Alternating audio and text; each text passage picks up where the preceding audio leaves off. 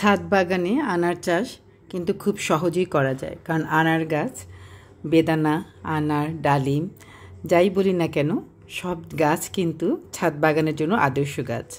এই গাছ রোদ খুব ভালোবাসে এবং প্রচুর পরিমাণে ফলন কিন্তু ছাদেই এরা দিতে পারে।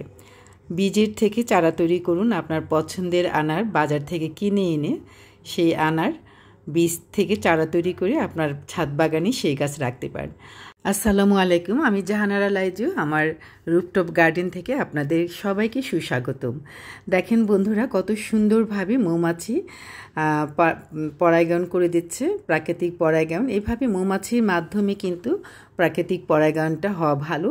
যুগ যুগ থেকে মৌমাছির মাধ্যমে, পোকামাকড়ের মাধ্যমে কিন্তু প্রাকৃতিক পরাগায়নটা হয়ে থাকে।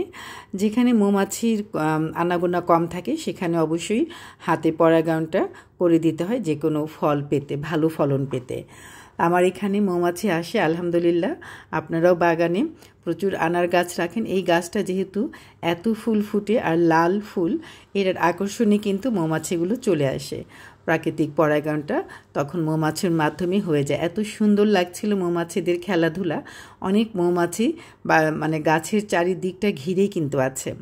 বন্ধুরা, আপনারা চাইলে কিন্তু পারেন আনার গাছের চারা তৈরি করে, বীজ থেকে চারা তৈরি করে আনার গাছ রোপণ করতে। আপনারা পাকিস্তানি আনার, অস্ট্রেলিয়ান আনার, যে কোনো ভাগোয়া আনার, যে কোনো আনার আপনারা কিনে এনে সেই সব আনারের বীজ থেকে খুব সহজেই চারা তৈরি করে সেই চারাতে আপনি 2 বছরের গাছে, 1 বছরেই গাছে ফুল চলে আসে, কিন্তু সেই ফুল থেকে আপনারা কখনোই ফল নেবেন না। গাছকে বয়স বাড়তে দিবেন, গাছের শক্তি বৃদ্ধি হতে দিবেন। তাহলে কিন্তু গাছ যখন শক্তিশালী হবে, গাছ যখন পরিপূর্ণ বয়স্ক হবে, তখনই কিন্তু আপনার গাছ অনেক বেশি ফলন দেবে এবং গাছ কখনোই মরে যাবে না।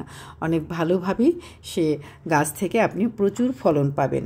আর গাছের ফলন শেষে অবশ্যই সবচেয়ে গুরুত্বপূর্ণ যে জিনিস, সেটা হচ্ছে কাটিং প্রুনিং। কাটিং প্রুনিং করে দেখবেন নতুন ডালপালা যখন আসবে, সেই ডালপালাতে কিন্তু আবারও প্রচুর ফুল চলে আসবে। এই গাছগুলো কিন্তু 12 মাসই ফল দেয়।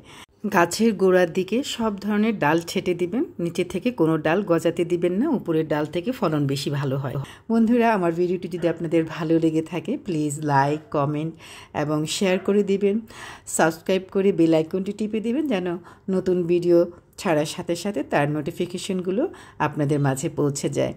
আর যদি ভালো লাগে তাহলে খুব সুন্দর সুন্দর কমেন্ট করে আমাকে অনুপ্রাণিত করবেন। আর আপনাদের কিভাবে কাজ করলে আরও বেশি ভালো লাগবে আমার ভিডিওগুলো দেখতে, আমার বাগানের কাজকর্মগুলো দেখতে, সেই সম্পর্কে কমেন্ট করবেন। আমি চেষ্টা করব সেইভাবে ভিডিও দেওয়ার।